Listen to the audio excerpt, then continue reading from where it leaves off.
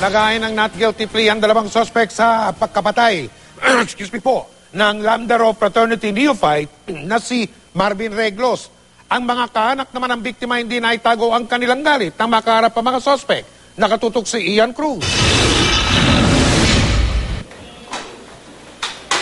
Not guilty ang inihaing plea ni na Eric Casillo at Boji Babiap, ang dalawang akusado sa kasong murder kaugnay sa anti-hazing law dahil sa pagkamatay ng freshman law student ng San Beda College na si Marvin Reglos. Ang pamilya ni Marvin hindi na itago ang galit. Kirby, anong pakiramdam mo? Nakaharap mo na sila ng face to face? Gusto ko silang sampalin, gusto ko silang hampasin ng paddle. Andyan yung magulang ko, nakikita yung pumatay sa kapatid ko, anong gagawin nyo? Siyempre, lalabang kayo. Talagang masakit. Parang gusto ko nang pumatay pero hindi naman pwede. Inaano ko lang sa justice. Siyempre, parang mabigat sa dibdib. Nadakip sina Castillo at Yap ng Antipolo Police sa Onciano Medical Center kung saan dinala si Reglos matapos bumigay ang katawan, bunga ng tinamong bugbog matapos umanong sumailalim sa initiation rites ng Lamdaro Beta Fraternity. Tumangging magbigay ng pahayag sa media ang dalawa.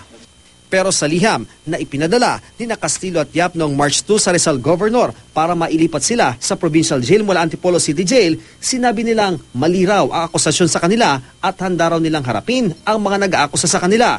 Ayon sa abogado ng pamilya Reglos, March 2 rin daw naaprubahan ang paglilipat ng kulungan sa dalawa. Kaya naman pinalaga nito ng pamilya Reglos.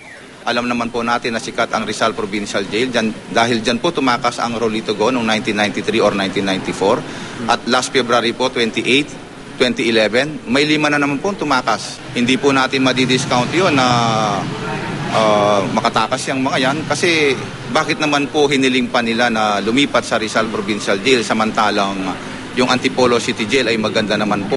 Nagsumiti na rin ang prosekusyon ng mosyon para maibalik ang mga akusado sa Antipolo City Jail na diringgin sa susunod na Biyernes. 2 linggo naman mula ngayon, diringgin ang petition for bail ng dalawang akusado. Just like any other petition for bail, that's the usual allegation that you're entitled to bail because the evidence for the prosecution is weak.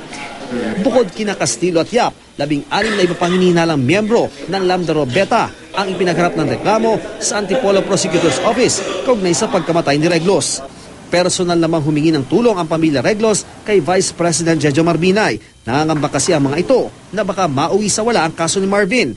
Nangako naman si Binay na tutulungan ang pamilya.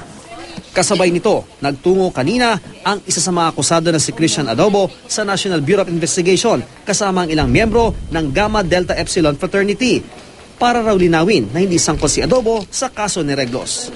Ibang eskwelahan kami, UST kami, hindi kami San Beda eh. And we have nothing against San Beda. Kaya lang kami nandito to clear our name. And correct. Hiling ko na lang sana doon sa mga gustong manggulo rito, wag naman po. Patay na po si Marvin at wag na po natin patayin pa siya uli. Ian Cruz sa Katutok, 24 Oras.